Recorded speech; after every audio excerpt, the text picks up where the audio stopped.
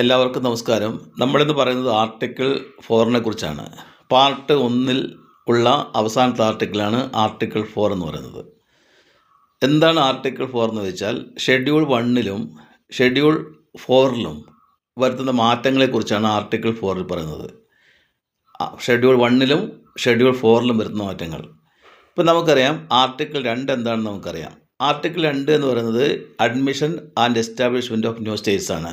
ഇന്ത്യയുടെ ബൗണ്ടറിക്ക് പുറത്തുള്ള ഏതെങ്കിലും ഒരു ഭൂപ്രദേശം ഇന്ത്യൻ യൂണിയനിൻ്റെ ഭാഗമായാൽ ഇന്ത്യയോട് കൂട്ടിച്ചേർത്താൽ ചെയ്യുന്നതാണ്. അത് ഇന്ത്യക്ക് പുറത്തുള്ള കാര്യത്തെക്കുറിച്ചാണ് ആർട്ടിക്കിൾ 2 പറയുന്നത്. ഇപ്പോൾ സിക്കിം നമുക്കറിയാം 1975 22nd സ്റ്റേറ്റായി 36th ഭരണഘടനാ ഭേദഗതിയിലൂടെ സിക്കിം ഇന്ത്യൻ യൂണിയൻ്റെ ഭാഗമായത്.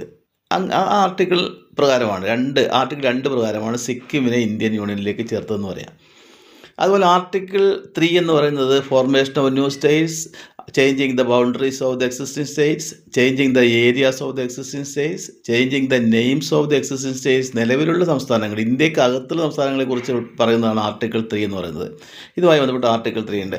ആർട്ടിക്കിൾ 2 ആർട്ടിക്കിൾ 3 എന്തെങ്കിലും ഒരു നേരിയ വ്യത്യാസം വന്നാൽ, ഒരു മാറ്റം വരുത്തിയാൽ അത് ആർട്ടിക്കിൾ 4 അത് പ്രതിഫലിക്കും. ആർട്ടിക്കിൾ 4 എന്ന് പറയുമ്പോൾ ഷെഡ്യൂൾ 1 ഷെഡ്യൂൾ 4 അത് പ്രതിഫലിക്കും. ഷെഡ്യൂൾ 1 എന്ന് പറയുന്നത് ഏതൊക്കെയാണ് ഇന്ത്യയിലെ സ്റ്റേറ്റ്സ്, ഏതൊക്കെയാണ് ഇന്ത്യയിലെ യൂണിയൻ ടെറിട്ടറീസ് എന്ന് പറയുന്നതാണ്. അതിൻ്റെ അതിർത്തികളെക്കുറിച്ച് പറയുന്നതാണ്.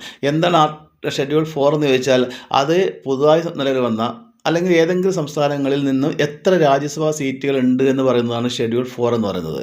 അങ്ങനെ ഷെഡ്യൂൾ 1 ഷെഡ്യൂൾ 4 മാറ്റം വരും. ഈ മാറ്റം സ്വാഭാവികമാണ്. ഇൻസിഡൻ്റലാണ്, അല്ലെങ്കിൽ സപ്ലിമെൻ്റലാണ്, അല്ലെങ്കിൽ കോൺസിക്വൻഷ്യലാണ്. കാരണം ആർട്ടിക്കിൾ 2 3 എന്ത് മാറ്റം ഉണ്ടായാലും സ്വാഭാവികമായ മാറ്റം ആർട്ടിക്കിൾ 4 വരണം. ഇങ്ങനെയുള്ള മാറ്റങ്ങളൊക്കെ വരുമ്പോൾ, ഭേദഗതിയൊക്കെ വരുമ്പോൾ ഇതൊന്നും 368 വകുപ്പ് പ്രകാരമുള്ള സ്പെഷ്യൽ മെജോറിറ്റിയുടെ ആവശ്യമില്ലാത്തതാണ്. ഇതൊക്കെ സിമ്പിൾ മെജോറിറ്റി മാത്രമേ വേണ്ടൂ, കേവല ഭൂരിപക്ഷം മാത്രമേ വേണ്ടൂ. ആ രീതിയിലാണ്. ശരിക്കും പറഞ്ഞാൽ ആർട്ടിക്കിൾ 4 എന്ന് പറഞ്ഞാൽ ആർട്ടിക്കിൾ 2 ആർട്ടിക്കിൾ 3 സപ്പോർട്ട് ചെയ്യുന്ന ടെക്നിക്കൽ സപ്പോർട്ട് ആർട്ടിക്കിളാണ് എന്ന് നമുക്ക് വേണമെങ്കിൽ വിളിക്കാം.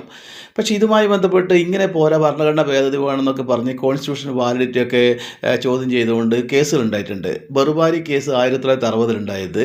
അതുപോലെ 1960 തന്നെ മഹാരാഷ്ട്ര വിഭജിച്ച് ബോംബെ സ്റ്റേറ്റ് വിഭജിച്ച് മഹാരാഷ്ട്രയും പഞ്ചാബ് ഉണ്ടാക്കിയപ്പോൾ ബാവലൽ പറയിട്ട് കോടതിയിൽ പോയത്. അതുപോലെ 1967 പഞ്ചാബ് വിഭജിച്ച് പഞ്ചാബും ഹരിയാനയും രൂപീകരിച്ചപ്പോൾ മംഗൾ സിംഗ് കോടതിയിൽ പോയത്. അവരൊക്കെ ചോദിച്ചത് സ്റ്റേറ്റിൻ്റെ പെർമിഷൻ ഇല്ലാതെ, സ്റ്റേറ്റ് അനുവാദമില്ലാതെ എങ്ങനെയാണ് സ്റ്റേറ്റൊക്കെ രൂപീകരിക്കുന്നത്, ബൗണ്ടറി മാറ്റുന്നതാണ്. പക്ഷേ സുപ്രീം കോടതി പാർലമെൻറ്റ് അധികാരത്തെ ഉയർത്തിപ്പിടിക്കുകയാണ് ഇവിടെ ചെയ്തത്.